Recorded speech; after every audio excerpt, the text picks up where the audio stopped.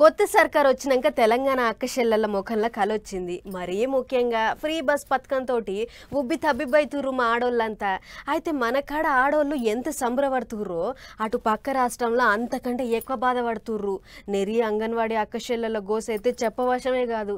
ఇగో నిరసనలు ఏ రేంజ్లో నడుస్తున్నాయో చూడురు మీరే. తాడిపత్రిలో అక్కలంతా వర్ష పొంటి నిలబడి ఊరి పెట్టుకుంటున్నారు. గీడ రోడ్ల మీద వంటలు చేస్తున్నారు. కడప జిల్లాలో పైట కొంగు సాపి దుకాణాల కాడికి పోయి బిచ్చం ఎత్తుకుంటున్నారు. వీళ్ళంతా ఏపీలో అంగన్వాడీ పంతులు అమ్మలు. మరి ఎందుకయ్యా ఆట చేస్తున్నారంటే గీ అక్క చెప్తుంది. నువ్వు ఇక చెప్పరా అక్క మీ బాధ ఏందో. ఇన్ఫర్మేషన్ కావాలన్నా మున్సిపాలిటీకి ఇన్ఫర్మేషన్ కావాలన్నా ఎవరంటే అంగన్వాడీ టీచర్. అలాంటి అంగన్వాడీ టీచర్ని ఈ రోజు రోడ్ ఎక్కించడం న్యాయమా అని అడుగుతున్నాము. మేము అడుగుతుండేది ఏంది, న్యాయమైనదే కదా అడుగుతుండేది.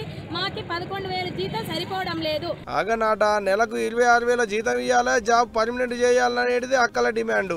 ఇట్ట 10-15 వద్దుల సంది రోడ్ల మీదకి ఎక్కి అడుక్కుంటున్నా మా దిక్కు తొంగి చూస్తలేరు, మమ్మల్ని గాంటలేరు అని సర్కారు వాళ్ళ మీదకి గరం అవుతున్నారు అక్కలు. యాడికాడికి రోడ్ల మీద టెంట్లు వేసుకొని ధర్నాలు, దీక్షలు, ర్యాలీలు, రోడ్ల మీద వంట వార్పులు, కలెక్టరేట్ల ముట్టళ్ళు, షిగాలుగుడు, దుకాణాల పోటీ బిచ్చం అడుక్కునుడు. ఓ ఒకటా రెండా ఎన్ని చేయాలనో అన్ని చేస్తున్నారు. సర్కారు వాళ్ళ మీదకి ఎంత దుబ్బెత్తిపోయాలనో అంత దుబ్బెత్తిపోస్తున్నారు.